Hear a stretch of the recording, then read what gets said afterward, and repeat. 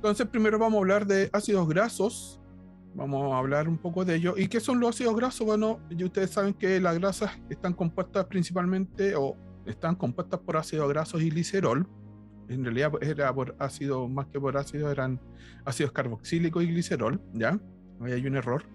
Y entonces decimos que están formados por cadenas de carbono. Y en un extremo nos vamos a encontrar con un grupo metilo terminal y en el otro extremo, con un ácido carboxílico, ¿sí? Dice, cada átomo de carbono en el medio tiene uno o dos átomos de hidrógeno enlazados. ¿Por qué dice uno o dos átomos de hidrógeno? Porque después vamos a ver que hay distintos tipos de ácidos grasos, ¿ya?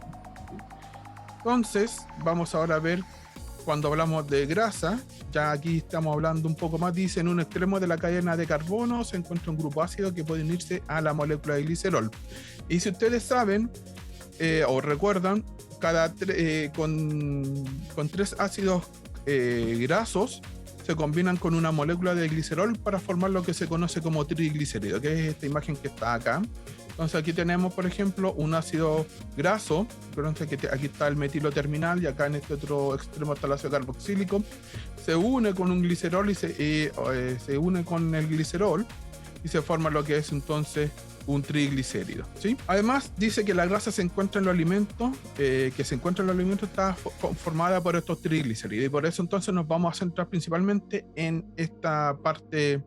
Anteriormente yo había señalado que existían que los carbonos que están dentro de la cadena podían tener uno o dos átomos de hidrógeno. Bueno, y esto tiene que ver con lo siguiente. Vamos a hablar entonces de ácidos grasos saturados o insaturados, ¿ya? Entonces dice, si el ácido graso tiene todos los átomos de hidrógeno que puede contenerse, dice que está saturado, y es decir, es esto. No hay ningún enlace múltiple, a excepción que el que está en el ácido, en el extremo del ácido carboxílico. Por otra parte, vamos a decir que el ácido graso es insaturado, ya, por falta de átomos de hidrógeno, porque se han sustituido se han sustituido por dobles enlaces.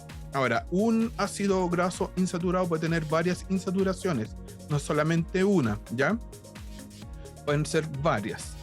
Y obviamente eso tienen algunas consecuencias. Acá está lo que les decía yo. Cuando solamente tenemos un solo... Volviendo entonces a lo que yo les mencionaba anteriormente, yo ya había dicho que cuando solamente hay la presencia de un enlace simple, de un doble enlace en este ácido graso monoinsaturado, o sea, en este ácido graso, vamos a hablar de un ácido graso monoinsaturado. Cuando tenemos varias insaturaciones, entonces estamos en presencia de un ácido graso poliinsaturado, que es parte de la terminología básica que debiéramos nosotros mencionar. Ahora, vamos a hablar un poco de las grasas saturadas, ya aquí estamos yendo más hacia el lado de la parte de alimento. Dice que la naturaleza de una grasa depende de los tipos de ácidos grasos que componen los triglicéridos, ¿ya? Fíjense bien que dice que las grasas que contienen ácidos grasos saturados e insaturados, o sea, todas las grasas los contienen, pero cuando ustedes le describen una grasa como saturada o insaturada, en realidad lo que le están diciendo es cuál está presente en mayor proporción, ¿ya? Es decir, que cuando usted le dice mantequilla libre o margarina libre de grasas insaturadas, no sé si es que esté libre 100%, lo desconozco. Lo que tiene es que tiene más saturadas que insaturadas, pero igual tiene insaturadas, ¿ya? Entonces, por ejemplo, y aquí está, pues, dice, la mantequilla suele describirse como grasa saturada porque tiene más ácidos grasos saturados que insaturados, mientras que la mayoría de los aceites vegetales se describen como insaturados porque contienen más ácidos grasos monoinsaturados o poliinsaturados, ¿sí? Entonces esa es la diferencia. Cuando ustedes comercialmente le dicen mantequilla saturada, qué sé yo, es porque en realidad hay mayor proporción de uno de estos que con respecto a los otros, ¿sí? Además, cuando hablamos ahora ya de las grasas insaturadas, que son un poco más abundantes en algún sentido, vamos a encontrar que tenemos que son líquidas a temperatura ambiente, son de origen vegetal y ustedes las conocen en sus casas como aceites, ¿sí? Y hay de distintos tipos. Hay aceites vegetales y de pescado, que en algunos casos algunas se pueden endurecer debido a que hay un proceso que añade átomos de hidrógeno a alguno de los dobles enlaces, es decir, que estamos hidrogenando el doble enlace. Y eso es lo que se conoce como hidrogenación. Es un tópico de química orgánica, por si acaso, ¿ya? Dice, los aceites vegetales hidrogenados se utilizan ocasionalmente en la fabricación de grasas blandas para untar y cocinar, ya sean mantequillas, manteca y algún otro tipo de cosas, que pueden utilizarse para producir pasteles, galletas y otros productos de panadería. ¿Por qué es importante señalar esto de los aceites vegetales hidrogenados y esto de que son blandas? Porque le dan textura a los distintos alimentos. Ustedes se van a encontrar que, por ejemplo, vamos a ver que hay distintos tipos de textura. Por ejemplo, están estas masas que son como por capas, como de 1000 hojas. Tenemos masa que es flexible, es decir, tenemos distintos. Entonces, y esta consistencia la dan las grasas, ¿ya? Además, nosotros vamos a hablar de que existen unos aceites que se conocen como parcialmente hidrogenados, ¿sí? Y actualmente hay una regulación de estos aceites hidrogenados y que tiene que ver, que dice, la hidrogenación parcial de los aceites vegetales puede suponer riesgos para la salud, ya que este método puede producir ácidos grasos trans perjudiciales. De hecho, si ustedes van a su refrigerador y buscan la mantequilla o quizá alguna margarina, dice que están hidrogenados algunos, ¿ya? Dice, los fabricantes pueden utilizar la hidrogenación completa u otros procesos novedosos para solidificar estos aceites. Esto ha reducido drásticamente los niveles de grasas trans consumidas de los productos resultantes, y esto es típico que uno ve en el envase que dice libre de grasas trans, ¿sí? Y aquí hay algo más puntual, dice, en el Reino Unido la hidrogenación de cualquier tipo es ahora extremadamente rara. En su lugar, muchos productos utilizan aceite de palma que contienen muchos ácidos grasos saturados, lo que hace que el producto sea sólido. Aquí está la estructura de un ácido graso trans. Ahora, fíjense bien que en la composición de varias cosas aparece el aceite de palma. Vamos a hablar un poco la característica que entregan las grasas a los alimentos, la textura y ese tipo de cosas. Y aquí ustedes ven los distintos tópicos que vamos a ver. Vamos a ver cuando la grasa se pone rancia, lo que se llama escalabilidad, cuando es desmenuzable, la retención de humedad, la plasticidad, el glaseado, aireación y atributos sensoriales. Y vamos a ir uno por uno. Entonces dice, vamos a hablar de la rancidez de las grasas, por si acaso alguien no conoce la palabra, está en la RAE. Dice, cuando las grasas se deterioran, se vuelven rancias. Dice, la rancidez suele estar causada por el proceso de oxidación, que en este caso se refiere a una reacción entre los ácidos grasos insaturados y el oxígeno del aire. La reacción, y por eso la imagen, se acelera con el calor, la luz y la presencia de trazas de metales. Provoca una decoloración y el desarrollo de sabores extraños. Vamos a la otra proceso o característica que tienen las grasas y tiene que ver con la desmenuzabilidad, ¿ya? Y esto apunta principalmente a que ustedes saben que hay ciertas sustancias que son o ciertos alimentos que son altamente desmenuzables, como por ejemplo el pan de molde, algunas galletas. Bueno, les decía entonces que hay ciertos galletas, masas, qué sé yo, que tienen estas cosas que son desmenuzables. Hay algunas galletas que son que dan poca miga y hay otras que dan mucha miga. Bueno, esa característica que tiene que se genera en esta migaja tiene que ver con el contenido de grasas que tiene el alimento, ¿ya? Entonces, fíjense bien que dice que la grasa recubre las partículas de harina e impide que absorban agua. Y esto entonces se provoca una reducción en el desarrollo del gluten y por lo tanto la masa ya no es tan elástica, ¿ya?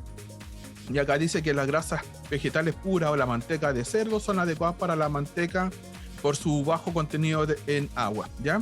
Hay colores distintivos asociados al tipo de grasa utilizada. La mantequilla produce un color dorado y mientras que la manteca un amarillo más pálido, incluso yo diría medio blanco, ¿ya? A veces se llega a un punto intermedio cuando ustedes combinan ambas para dar alguna otra consistencia o desmenuzabilidad intermedia a lo que estén cocinando, ¿ya? La plasticidad, bueno, ustedes saben que además con la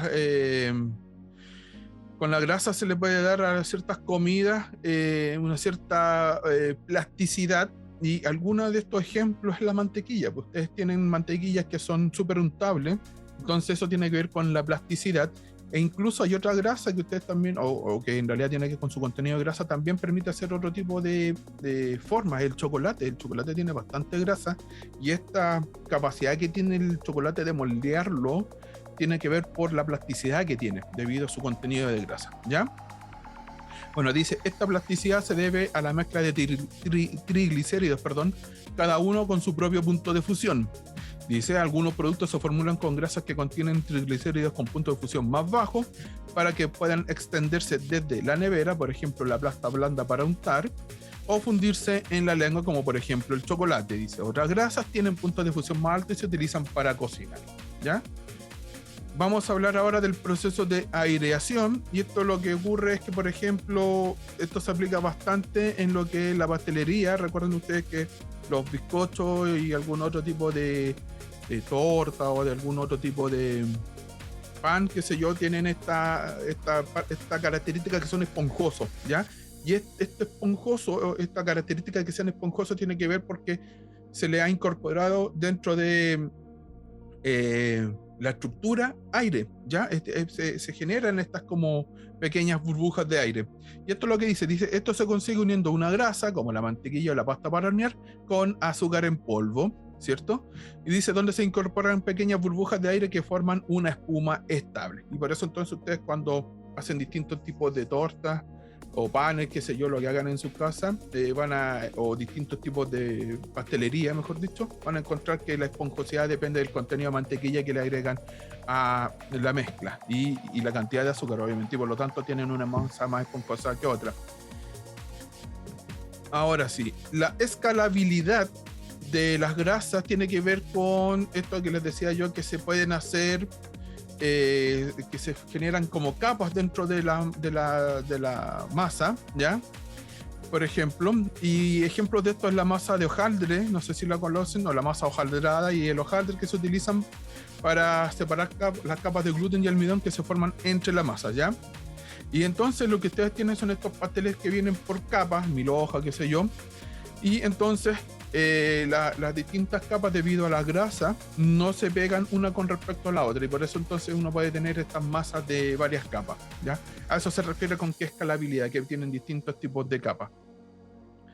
Bueno, lo otro es que las grasas insaturadas ayudan a la retención de la humedad, ¿ya? Y por lo tanto entonces esto permite que algunos productos, tanto en pastelería y en otros tipos de procesos, pueden aumentar su vida útil. Dice, también pueden utilizarse para rociar los alimentos que se cocinan en calor seco. Y por ejemplo, yo no sé si ustedes han visto que de repente hay gente que cocina el pollo, o cuando lo hace asado para que no quede tan reseca la piel, la gente que lo hace con la piel, le agrega mantequilla y por lo tanto queda mucho más suave ya. Y eso tiene que ver porque en realidad cuando usted lo hace en el horno, lo que está impidiendo con la mantequilla, con la grasa que le agrega, es evitar que entonces se vaya o se elimine agua producto del calor.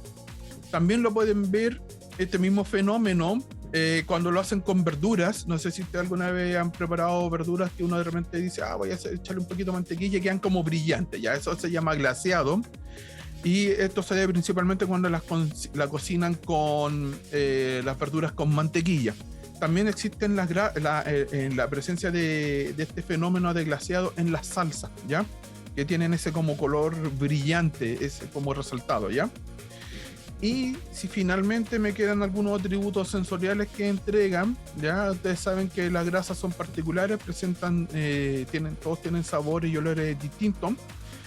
Y por ejemplo, ustedes utilizan aceite de oliva para la ensalada, o el aceite que ustedes pueden utilizar por el sabor, y la manteca de cerdo, por ejemplo, para la repostería, porque permite hacer masas muy blandas. No sé, pues las dobladitas o el pan amasado tiene mucha cantidad de manteca, por lo tanto, cuando te hacen sopaipilla, por ejemplo, agregan manteca para que sea mucho más suave. Y por ejemplo, también se utilizan para resaltar o exaltar, por ejemplo, el sabor y la textura de los alimentos, como por ejemplo comer choclo con mantequilla, que se va derritiendo. Uno lo hace porque resalta el sabor y además se ve mucho más bonito. Acuérdense que la mantequilla, como les dije anteriormente, confiere este color dorado y el choclo se ve mucho más lindo todavía.